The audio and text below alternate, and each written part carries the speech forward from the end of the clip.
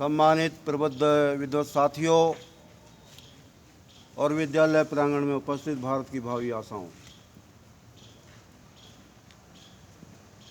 23 जनवरी का वह दिन जिस दिन राष्ट्रपिता महात्मा गांधी को गोली मार दी गई थी और उनकी हत्या हो गई, उस व्यक्तित्व के बारे में जिनके इस परिनिर्वाण दिवस को कुष्ठ दिवस के रूप में भी भारत में मनाया जाता है,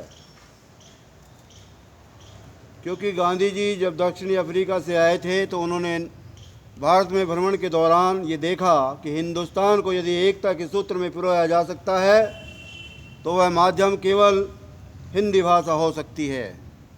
अतः उन्होंने हिंदुस्तान में हिंदी की पुरजोर वकालत की।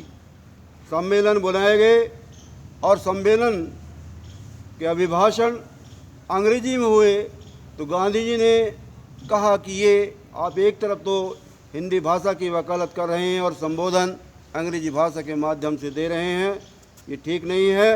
यदि आप हिंदुस्तान की प्रगति और एकता देखना चाहते हैं तो आपको हिंदी भाषा में ही परस्पर आलाप करना होगा।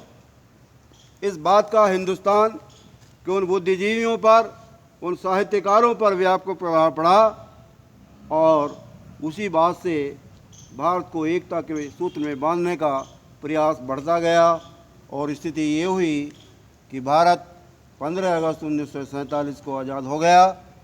लेकिन अभी गांधी जी ने जो हमारा संविधान बन रहा था उसकी भूमिका भी अच्छे तरीके से नहीं देखी थी और शरारती तत्वों द्वारा उनके साथ इस प्रकार का व्यवहार किया गया, निश्चित ही मानवता के लिए कलंक है।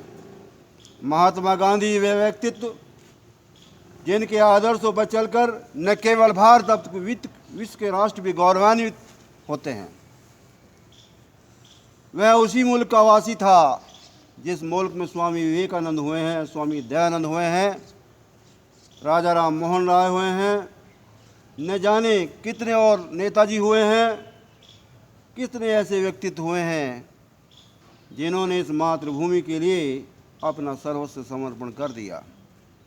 हम उस महान शख्सियत को उनके इस निर्वाण दिवस पर नमन करते हैं और श्रद्धा सुमन चढ़ाना चाहते हैं कि इस तरीके से जो देश की आज़ादी के लिए उन्होंने संघर्ष किया वो आने वाली पीढ़ियां याद करती रहेंगी।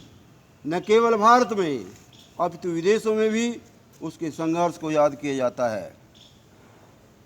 जब वो दक्षिणी अफ्रीका से भारत लौटे तो कुष्ठ जो रोगी थे उनके पास पहुँचे। आपको बताया था पिछली डिबेट के माध्यम से कि परचूरे ठाकुर उस समय वहाँ पर थे, उनसे उनकी मुलाकात हुई। रोगियों के पास उन्होंने जाना चाहा। रोगियों ने कहा कि गांधी जी आप हमारे सामने हमारे पास ना आएँ क्योंकि हम कुष्ठ रोगी हैं। लेकिन गांधी जी ने संकल्प किया उनसे मिलने का, उनसे वार्ता की और बाद में चल करके उन्होंने वहाँ पर कुष्ठ आश्रम के निर्माण में अपनी सहभागिता, अपना योगदान दिया। निश्चित ही वह महानायक हमारे लिए वंदनीय है, आराधनीय है। इसलिए आज के इस परिनिर्वाण दिवस पर हम और आप सभी की तरफ से उनको श्रद्धांजलि देते हैं। जय हिंद, जय भारत, जय शिक्षक।